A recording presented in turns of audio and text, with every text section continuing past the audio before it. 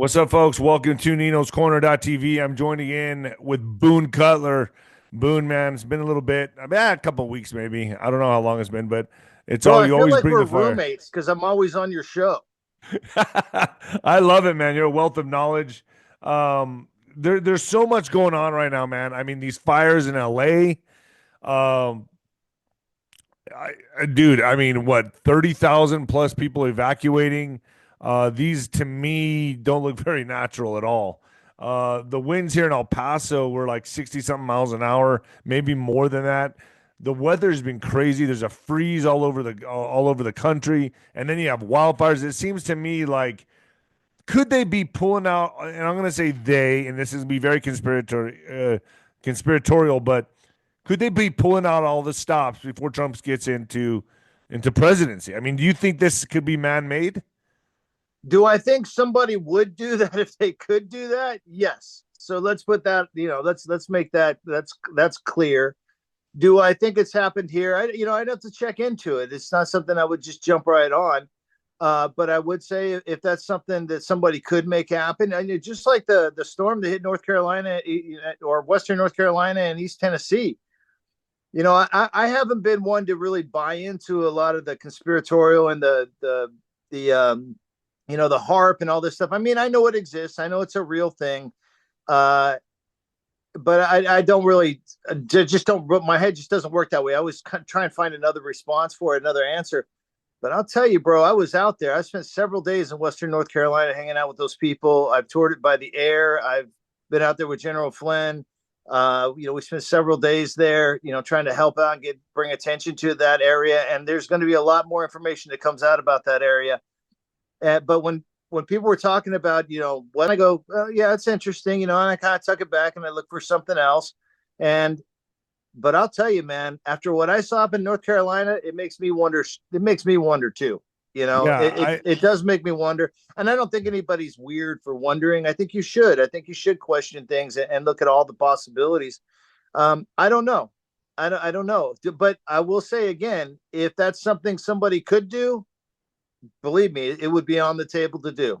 yeah, I have a lot of people contacting me saying this is what they're doing. I've talked to so and so, and this person says, it's being used for 15-minute, cities, whatever. So right now I'm just looking at this and I'm saying, wow, what a disaster. And this is all coming right on the heels of the election, the whole thing. And you can't help but wonder. You can't help but wonder. But let me just Well, jump onto this really quick, Boone. sure. 1 second. Folks, Noble Gold, get your Noble Gold as we enter 2025. De-dollarization is accelerating. China and BRICS nations are reducing their dependence on the U.S. dollar, and their secret weapon is, drum roll please, gold. China is buying gold quietly, underreporting their purchases. Why? Because they know gold's global value, its ability to withstand economic shocks, and its immunity to manipulation. It's not just about nations, it's about you. Gold is a personal hedge against uncertainty. Noble Gold Investments can help you secure your financial future with gold. Visit noblegoldinvestments.com now, and with a qualified account, receive 10 1-ounce silver American Eagle coins. That's noblegoldinvestments.com, folks. Get on it now and get started. So, what do you think, Boone, with everything that's happening? And I know you're like 1 degree of separation from Flynn and the whole thing. One question: How come Flynn hasn't been appointed to any cabinet picks or anything like that? I was thinking he would. Are they going to wait on that, or what's going on with that? Well, here's what I think. I'll open this up on a few different levels. First of all, this first round of cabinet picks, if you look at like, okay, what's the common denominator and how is this different from last time?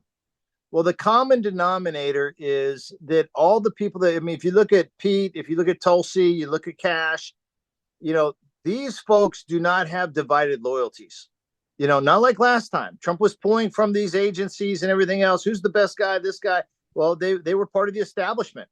And then he had a lot of pushback. He wants to make changes, and they've got divided loyalties, and there's a problem. I think that's being avoided this time by putting people in place that do not have divided loyalties, do not have, don't have their feet in cement shoes in those agencies, and a lot of, relationships that have gone on for a long time. So I think you have to look at that as a pretty solid impact indicator that this thing is going to happen in echelons. You're going to have that first round in there, and it's going to be like, do what I say, we're changing stuff. Are you on board with that? Okay, you're going to get the nomination, and I'm going to parlay for you. I'm going to push for you. So I think you're going to see that in that first round, and then there's probably going to be other people who come in who have a better expertise, maybe, on how to build it the way that it should be. And I think that's going to have a lot to do with Doge. I think that's going to have a lot to do with what America's true future looks like. I think we're shaping a lot of things now. As far as General Flynn, you don't want to count General Flynn out. It's a matter of timing, and it's a matter of, is this something that he wants to do? Like, no, nobody ever really asked that question. Like, is that something General Flynn wants to do? He's been through the ringer. He has dealt with the egos in DC. He's played that Beltway game. And I'm here to tell you, he's a regular guy. He does not dig that shit at all. Yeah. He just doesn't. And I also know the situation well enough to know that General Flynn's going to be able to do exactly what he wants to do. So as people are out there, going, well, they must have a problem. Trump must have a problem with him. No, Trump does not have a problem with him. They're very. Don't they close. talk like daily or like close to they're that? They're very, very close. It is that's just hogwash. That's just people caught up in the soap opera trying to create drama. They're very close. There's no daylight between them. So, I think there's timing issues. There's strategy involved in this whole thing, because there's a lot going on. I mean, geopolitically, look what's happening geopolitically. And if people pay attention, which I think if Americans have a weak point, it's they don't pay attention to geopolitics at all. They get in the soap opera of our own politics. But I was just watching a video today and I posted it up, and it because I was curious about this, because I started seeing this trend, like, okay, we've got Greenland, Canada. What are we looking at? We're looking at building an alliance. Do I think Trump is going to take Canada? No. But do I think that he's going to force them to create a different apparatus for defense because it's on our continent? He absolutely is. Greenland is a part of that. So what you're seeing is you're going to see this restructuring on how we're going to dedicate our resources and assets to our defense. Go ahead. And he's going to make Gulf of America. I think, though, here's what I think. Here's my thoughts behind it. He's got to respond to China. China looks like they're getting ready to take Taiwan.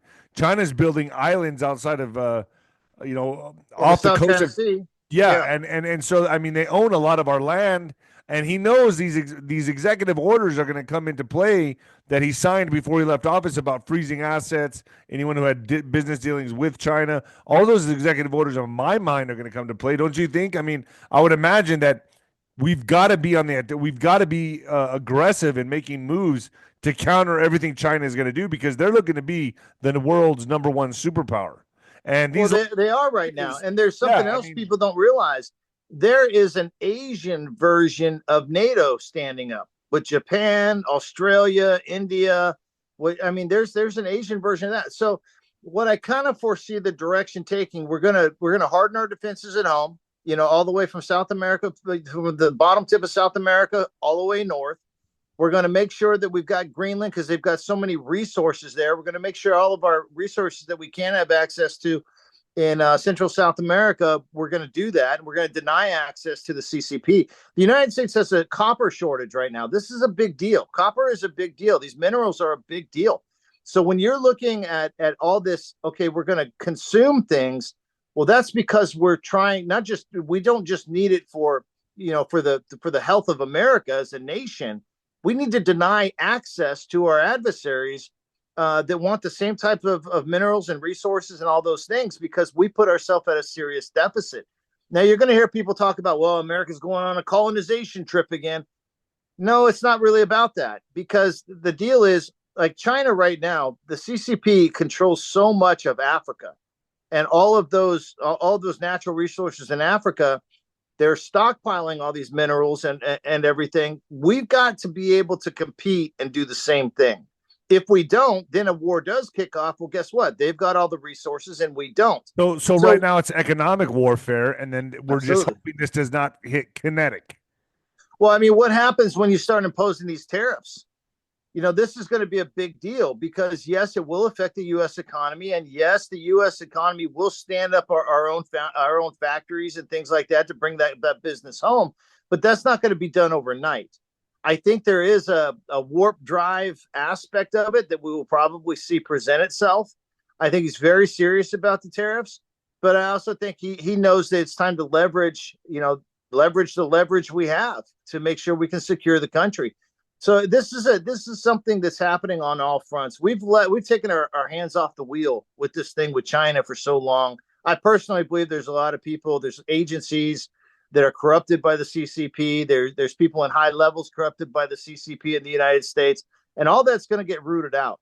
And it has to, because they will fight us from within, and we will destroy ourselves while they're holding on to all the resources around the world. So these are the things that have to happen. And you're going to hear people push back on this stuff like, oh, what? There's an Asian NATO. Now we got two of them. But it's different because we're not funding all these things like with Canada. We're going to force them to fund their own shit, to fund their defense, because we're paying for their defense right now, by and large. So we're going to force them to do that because we have to. We absolutely have to. Because once you get into and this happens over and over again. World War II, why did that happen? Well, we cut off oil to Japan. And Japan was like, that's going to be a problem for us. So we're going to bomb you, blah, blah, blah. These things happen. If you don't take care of your defenses at the same time you go into an economic war, what is your adversary's, course of action? They're going to go kinetic. And if you don't have those resources and those borders and those defenses set up, then you're screwed. And we're going to get into a heavy economic war with these countries that are adversaries, the BRICS nations. We're going to do that. And in order to facilitate that and protect ourselves from a major war that could put us at a severe disadvantage, we've got to be able to grab resources, and we've got to have our partner allies, our countries, out there, pulling their weight too. And I think that's kind of what the plan looks like to me. So I noticed that, Trump's inauguration, he invited Xi Jinping to the inauguration and he declined. And I'm wondering to myself, Trump does like to put people out on stage. He likes to put them out in the spotlight. Do you think that's a calm there, or do you think he just invited him and the guy said, I don't feel like going? I mean, what do you think that was about? Because I kind of feel like there's operations happening in the background, and I feel like by Trump doing that, it was an obvious play to show, like, hey, pointing the finger at Xi Jinping. Like, what's your thoughts on that? Do you think there's anything there? Well, I think there's a lot of things. Purpose? I mean, the first thing is the response, right? I think Trump was like, hey, let's get together in the same room. He's kind of like checking him, right? Like, hey, do you want to come over to my place and we'll talk about this face to face? And Xi's like, no, I'm not going to be a part of that spectacle. So, by him declining, it says a lot. By Trump checking him, it says a lot. And I think the decline on Xi's part says, I know I'm getting ready to go to war with you. I'm not going to put up any false pretense. Yeah, that's how I see it. That's exactly how I see this going down. And I think the move on Greenland and Canada is a show of strength, and just a big this in their face, to be quite honest with you. With everything going on, like right now, I can see that there's a lot of actors, let's say bad actors, that are scared right now. You know that a lot of the politicians. Oh yeah, Trudeau resigns. Come on. That has to be. Come on, Boone. It's as well as I do. It's that stuff happening related. behind the scenes, man. It's completely related. Completely related. There's been videos of Trudeau walking around with U.S. Marshals behind him. At least people have been really analyzing the videos, and I don't know. I don't have any validation on that. Just from what I've seen in the videos, I'm like, could be. I don't know. I mean, is that? Well, it would make sense if he was visiting the United States at some point in time that there would be Secret Service involved doing the security as he would come into a building. That makes sense. I don't know when that video was taken. But Secret Service, but not U.S. Marshals, right? I mean, I don't. Well, even U.S. Marshals. I mean, I don't know if it was the U.S. Marshal, but I mean, that could have just been an event at a certain time. No, I don't think he's been secretly arrested or anything like that. I can't go there with it. What makes sense is some guy, accidentally flashed his badge a little bit, and this was a trip to the United States at a different time, and there was a U.S. Marshal there. Yeah, it's not. I mean, I can also see that 100%. So that makes the most sense. Yeah, that does make the most sense. Where do you see all this going, Boone? Like, we're minus now what 12 days until the big day, man, inauguration. Trump's having a rally the day before. What's the need for the rally? What's the need for the rally? Just to get the morale boost up? I mean, why the rally before the inauguration? Well, maybe they're gonna make it. Maybe they're making these last minute changes because there's certain indicators that this is the smartest way to go. And if they had to pull back from the actual inauguration day because they're anticipating something, well, at least people would have still had contact. There still would have been a rally. So I would see that as a situation where maybe they're anticipating something on the inauguration day. They don't want to leave everybody high and dry, so they're going to slide a little bit. And maybe that slide is to see what, sometimes you just kind of push the balls on the billiard table to see where they go. Yeah. And I think that's probably pretty possible as well. Now I can say you are a psychological warfare expert, correct? I hate that word expert, but yeah, I know a thing or two about psychological operations. Well, I mean, No, I agree with you. It's just one of those things where I see people call themselves experts all the time, and I'm just like, it just seems so sanctimonious. I call myself a pugilist specialist. Yes, a pugilist specialist. It just feels sanctimonious to me. But yeah, I've been around the block in the psyop game for a while, and yeah. So when I look at things, I maybe I look at it from a little bit different angle, because you're going to prepare things in that cognitive battle space no matter what you do, and that's really where the tea leaves are. And when I'm looking at the tea leaves right now, I'm seeing we're hardening our defenses. We're getting the people around the United States to harden their defenses. We're soaking up resources. We're establishing, these alliances that are closer in proximity, like with Japan. Japan is going to have a huge military buildup, and that's for a reason. I would even go so far to say that I would not doubt us putting our own nukes in Japan at some point in time, which is going to have to change some rules because they can't do that, since World War II. But I wouldn't doubt that kind of stuff. You start seeing that kind of stuff happen. We nuked them, and now we're going to put our nukes there. It's crazy. So generations change, man.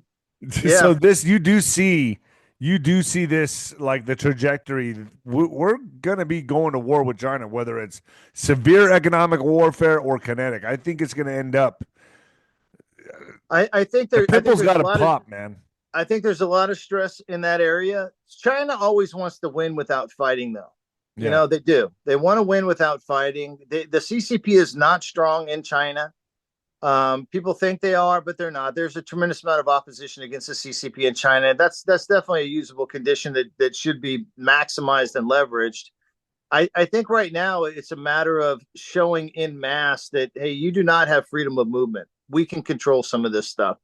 And we also, going into that, again, an economic war with China, we're going to have some pain here at home. We're going to have to be able to take that pain, and we're going to have to be able to harden our defenses and have the national will to defend ourselves should something like that happen. Don't you think the first move we should make is to make sure they're out of this country? In other words, business affairs, economic, the men that have crossed here through the southern border, which is, I've heard, over a few 100,000 plus, could be 1 million of the Chinese nationals that have come here, military age men. I mean, we got to wrap that up and take care of that first, correct? Well, it's all going to have to be done at the same time. So you think the drones are part of the? I've heard that there could be, and I have some pretty good sources. I think that people know my guests that I bring on. A lot of the drone operators that have come here through the southern border and are operating the drones. What's your thoughts on that? I mean, there's just so much right. Our country right now is very, very vulnerable leading up to the inauguration. Don't you agree with that?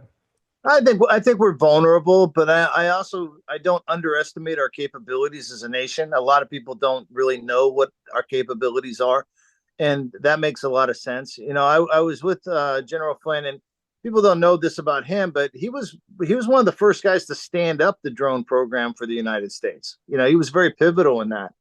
And he says, you know what, if those are foreign drones, we can literally zap those frequencies and they're just going to fall from the sky. It's not even a thing. So if there was such a threat in that, and keep in mind that strategic language, that rhetoric, when Trump says there's no threat, okay, there's no threat to the American people. So are they doing surveillance? Are they doing something else? They're not armed. do we want to watch them and kind of collect information on how they operate? Yeah, I mean, if I was in that position, I would say, hey, they're not armed. There's no armaments. Let's sit back and watch how they play. Let's see if we can figure out their playbook a little bit. Do I think that's possible? I think that's absolutely possible. Do I think that we have drones that sniff for radiation, and that's an important thing to do, and at some point in time, they're going to have to get practice. You know what I mean? You're going to have to do training exercises, and there are military training operations and exercises that happen in the United States among the people all the time. That's not an unusual thing. Why wouldn't it happen with drones as well? It probably would. And just in my own novice ability and talking to other people who are very smart in that space, it sure looks like they're sweeping for something. Yeah, I agree. And that's so. And I would not take it off the table. I mean, putting a dirty bomb someplace, and it might not even be in the United States. They might put one someplace else. Like, the more the pressure that's happening, like with Putin. I mean, they're assassinating his generals in Russia. Yeah, he just recently. And what did that guy do? That guy was the general in charge of nuclear stuff. Okay, he got whacked. Is it beyond the pale of possibility to think that someone could put a dirty bomb somewhere around Putin? Especially with the border being as open as it has been. Well, Ukraine's gotten stuff in there to kill that general. They did. They got it in. And a rat line is a rat line is a rat line. You can move a lot of things through a rat line. And as long as they're open, it's kind of game on. Do you think they could just be waiting for the right time, the right moment, such as once Trump steps in there, they go all in and terror cells are activated? Once Trump goes forward with the mass deportations, I mean, cartel warfare, do you think they might just strategically all go in at the same time and just create massive chaos? Well, let's have I do think that's a possibility, but I think it'll be things like it'll be more things like what we saw in New Orleans. Soft targets, mass casualty, very easy, low concept, low tech, high concept. That type of stuff. That guy was kind of an amateur. There's no doubt in my mind he was operating on behalf of a foreign actor, of a non-state actor. And I think that'll come out. Just the technique. Just recently going to these radicalized. Recently went to Egypt. I think that's all very viable. I think it's a completely different situation that we saw in Las Vegas, and that's a whole other conversation. And it's just not. I mean, people are trying. Oh, they both served in Afghanistan. Bro, I was on the ground with 130 people in Iraq. You think I hung out with 130 people and we were all just best of buddies and planning things? These guys had nothing. Their job, their skill sets and their jobs had nothing to do with each other. They just happened to be at the same place at the same time. It's not unusual. I mean, it's like saying these two guys ate in a chow hall. Well, yeah, they ate in the chow hall. Big deal. That doesn't make them co-conspirators. So, but people like to draw these correlating lines, and sometimes they're on point, and sometimes you got to kind of look at them and give them a little bit of time to develop. But I think soft targets is the way to go. I think IEDs, BBIEDs, I think that's a thing, and that's not a hard thing. I think you'll see more of that. Now the question is, do the cartels really have the will to go against, the real pipe hitters in the U.S.? Yeah. On our side of the border, I don't. I think it's kind of like I believe they can make it messy for them, and I don't think they care about civilian casualties at all. I think they can make it messy, but do I think those particular organizations have a lot of will to go and fight the United States government? I mean, they're impressive, but I don't think they're that impressive. But I think they could, what we could see happen is death by 10,000 razor slashes. Yes, and that's how I think they could get this done. That's the only way they could get any of it right, done. And then Trump has mud all over his face because they do it at the timing of him getting in, and then bam, death by 10,000 razor slashes, and then it's just chaos or whatever they plan to do. I think that would be the route I would go if I was them, but. There is no doubt in my mind cutting off the head of the snake of the cartels would not be hard for the might of the U.S. military. It just wouldn't be hard. One last question, Boone, because I have to jump. But I was going to ask you: would you go to the inauguration, or would you be like, I'm going to stay out of the, I'm going to stay home on this one? I mean, do you trust the situation that much where you would I'm going to actually be go there to on it? the 19th. I'm You're going to going to be be there on there. the You're going to be 19th. at Trump's rally. Yeah, I'll probably slide into the rally. I've got a speaking engagement on the 19th, the Faith and Freedom Okay. inaugural ball thing. I'll be speaking there. General Flynn will be speaking there. So I'll be out there for that. And but at the same time, I was really kind of hoping to be on a plane early morning on the 20th. That's what I'm saying. I don't know. I don't know. Dude. You know, it's like, and you know, I'm definitely I'd be proud to be there for the inauguration and stuff. I've been to the inauguration before. It's not as exciting for me as it might be for other people. You know. Yeah, but I mean, I think to see Trump get sworn in for the second time would just be is going to be epic, man. And then you're going to be there with Flynn and everybody. That's going to be even cooler. So, props to you, Boone. Where can people find you, Boone, if you want to be found? Don't find me. Get off social media and go hang out with your family. There you go. All right, folks. Boone Cutler. Boone Cutler. I appreciate you, Boone. Thanks for jumping on last second. Take care, brother. Be well. I hope God that bless. thing gets squared away with you and that. The X, yeah. It's folks. X account has been hacked. None of the stuff that's going to be put up there until probably in the next few days are me. They're trying to sell a coin. They're trying to sell. They have me and Mike Tyson, a coin that we've done together. It's a token they're trying to push on everybody. I can't believe this. I can't believe X has been so. The Fed should be involved on that. In that case. Yeah, I agree. Have you contacted the FBI? I text 𝗏𝗃𝗃𝗏. Okay. And then I have friends in the FBI. I just text my friend Christian. That's also yeah. Okay, so I'm gonna get on it. All right, folks. Don't get the token coin on X. Thanks, Boone. Take care, brother.